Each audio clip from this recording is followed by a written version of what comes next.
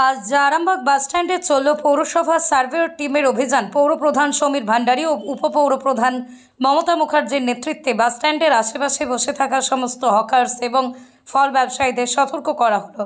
তারা যাতে অধিগ্রহণ করা সরকারি জায়গা যত শীঘ্রই সম্ভব খালি করে দেন। একদম অল্প জায়গাতে তাদের ব্যবসাগুলিকে সীমিত করতে বলা হয়।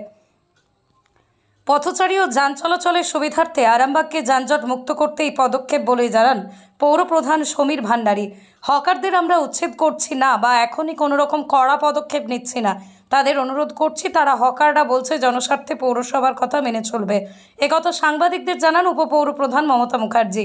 উল্লেখ্য, কিছুদিন আগে আরামবাগে পণ্যবাহী ট্রাক ও অন্যান্য হেভি ভেহিকেলের জন্য 9টা থেকে বেলা 12টা পর্যন্ত, বৈকাল 4টে থেকে সন্ধ্যে 8টা পর্যন্ত নো এন্ট্রি করা হয়েছে। ভবিষ্যতেই বলবে আরামবাগ কতটা যানজট মুক্ত হতে পেরেছে। তবে প্রশাসনের এই পদক্ষেপকে সাধুবাদ জানিয়েছে আরামবাগবাসী। আপনারা দেখছেন খবর আরামবাগ, যে কথা কেউ বলে না, আপনার পাশে, আপনার সাথে। মুক্ত করার অভিযান, এই অভিযানে আজকে আরামবাগ শহরে নেমেছেন চেয়ারম্যান সমীর ভান্ডারী, আছেন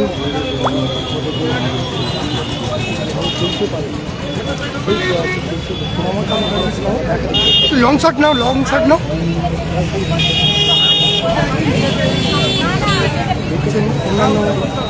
ওয়ার্ডের কাউন্সিলররা। দেখতে পাচ্ছেন সরাসরি খবর আরামবাগের পর্বে।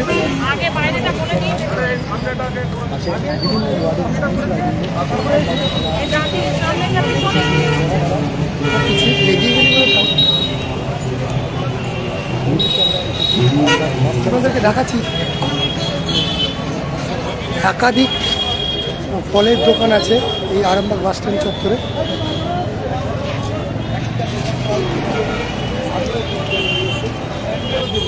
সেই হিসেবে আমরা সব বেরিয়েছি। এই যে রাস্তায় হানি ফানি সব বেরিয়েছি, এইগুলো সব সরাতে হবে। এগুলো সরিয়ে যাতে সমস্যাটা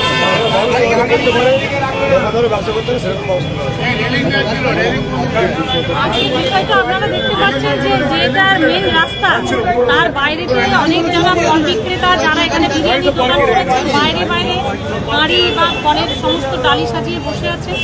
এটা তো কাম্য নয়। আমাদের মাননীয় মুখ্যমন্ত্রী আমাদের নির্দেশ দিয়েছেন সেইভাবেই, এবং আপনারা সবাই সেটা জানেন। এবং আমাদের পৌরসভার পক্ষ থেকে আমরা চাইছি যে যানজট মুক্ত একটা সুন্দর পরিবেশে তাদের যতটা দোকান তাদেরকে পুনর্বাসনও আবার আমরা দেবো, যেটুকুন তাদের হকারদের বেশি এগিয়ে আসছে তাদেরকে এগিয়ে আসার মতন তো বটেই।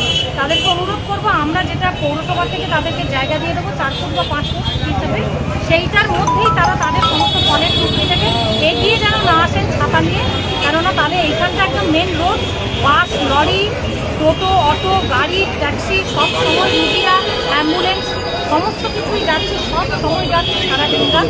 এই যানজট যাতে না হয় সেই জন্য আজকে আমরা পৌরসভার পক্ষ থেকে চেয়ারম্যান, আমাদের কাউন্সিলররা, আমি ভাইস চেয়ারম্যান, আমরা সবাই অনুরোধ করতে বেরিয়েছি। এবং আমরা এরপরে ওনারা যদি আমাদের রিকোয়েস্ট না শোনেন আমরা তারপরে আলোচনা করে, পুলিশ প্রশাসনও আছে। ম্যাডাম শুধু এই বিষয় না, হকারদের তো অনেকের নাকি দোকানও আছে, সেগুলো কি খুঁজাবে? যাদের দোকান, নিশ্চয়ই যাদের দোকান আছে, যা কিছু আছে, আমরা কারো রুটি রোজগার আমরা পেটে হাত দিতে চাই না, তারা সবটাই করুন। কিন্তু যে দোকান ধরুন কাউকে 4 ফুট হিসেবে তিনি প্রথমে ব্যবহার করছিলেন, এখন তিনি সেই 4 ফুটটাকে টেনে টেনে বাড়িয়ে বাড়িয়ে প্রায় 8-10 ফুটে নিয়ে চলে যাচ্ছেন। সামনে একটা করে তক্তপোষের মতন দিয়ে সেখানে মালপত্র রাখছে। এর ফলে যে যানজটটা শুরু হয়েছে আপনারা প্রত্যেকেই জানেন, এটা দুর্বিষহ হয়ে উঠছে মানুষের যাতায়াতের জন্য। অনেকে তো দোকান আছে ভাড়া দিয়ে দিয়েছে না, সেগুলো আমরা সরজমিনে সেইটার জন্যই বেরিয়েছি। যদি আমরা একবারে তথ্য পাই, আমাদের কাছে সমস্ত কিছু থাকবে, তখন আমরা এই বিষয়টাকে দেখে নেব। ধন্যবাদ। হ্যাঁ ম্যাডাম একটা কথা, জাস্ট প্রশাসনের তরফ থেকে আরামবাগ শহরে 9টা থেকে 12টা এবং বিকেল 4টে থেকে 8টা পর্যন্ত যেই মানে নো এন্ট্রিটা করা হয়েছে, এইটাতে কতটা সাকসেস পাবেন বলে মনে হয়? দেখুন, সাকসেসটা নিশ্চয়ই পাবো। একটা পরিকল্পনা করেই তো এইগুলো করা হচ্ছে। তো এই সাকসেসটা আমরা কতটা পেয়েছি আজকে যেটা আপনাকে প্রশ্ন করছেন, আপনারা দুদিন পরে নিজেরাই বুঝতে পারবেন। পরিকল্পনা মাফিক যদি এই যানজটটাকে আমরা ঠিক মতন করতে পারি প্রশাসন এবং আমাদের পক্ষ থেকে, দেখবেন একটা স্মুথ রাস্তাঘাট সকলের যান চলাচলের জন্য অত্যন্ত সুন্দর একটা রাস্তাঘাট আপনারা সবাই পাবেন। কিন্তু ব্যবসাদার, বিশেষ করে লরির মালিকরা যারা হেভি ভেহিকেলের মালিকরা তারা বলছেন আমাদের কাঁচা দ্রব্য পণ্য এর জন্য আটকে যাচ্ছে, যার জন্য আমরা আমাদের ক্ষতিগ্রস্ত হতে হচ্ছে। যদি সরকারের যদি সদিচ্ছা থাকে তাহলে বাইপাস করে দিক। এ ব্যাপারে কি কোনো চিন্তা ভাবনা আছে? বাইপাস রোড করতে গেলে তার জন্য একটু সময় লাগবে, তাহলে সেই সময় তাদের কাছে ইয়েটা কি হবে? তারা যেই টাইমে ওখান থেকে আনছেন আগে টাইমটা আগাবে, যখনই একটা সিস্টেম এসে যাবে তখন দেখবেন তারাও ঠিক সেইভাবে নিজেদেরকে অ্যাডজাস্ট করে নেবার মতন পাবে। এখন হঠাৎ করে এটা হয়েছে বলে তাদের মনে হচ্ছে মাথায় আকাশ ভেঙে পড়ছে, এটা কোনো সমস্যাই নয়। বাইপাসের রোড একটা করতে গেলে অন্তত মিনিমাম 1 থেকে 1.5 বছরের সময় লাগে। এত বড় আরামবাগের একটা ম্যাপ করে যদি করতে হয় তাহলে সেই সময়টাতে কী হবে? সুতরাং 2-4 দিন যে কোনো জিনিসেরই যখন একটা সিস্টেম থেকে আমরা আরও কিছু নতুন করে করতে যাই যে কোনো ক্ষেত্রেই, তখনই সেটা সকলেরই একটা মনে হয় যে এটা খুব বোধ হয় ঠিক হচ্ছে না। কিন্তু দেখবেন এটা সিস্টেমে এসে গেলে সেই 6 মাস পরে তারাই বলবেন যে না এটা খুব ভালো হচ্ছে। এই অভিযান কি কন্টিনিউ চলবে আপনার? একদম চলবে, এবং এই অভিযানটা যেটা চলছে এটার ইমপ্লিমেন্টেশনও হবে। এটা যখনই খুব তাড়াতাড়ি হবে, কেননা আমরা যানজট মুক্ত আরামবাগ শহর দেখতে চাই।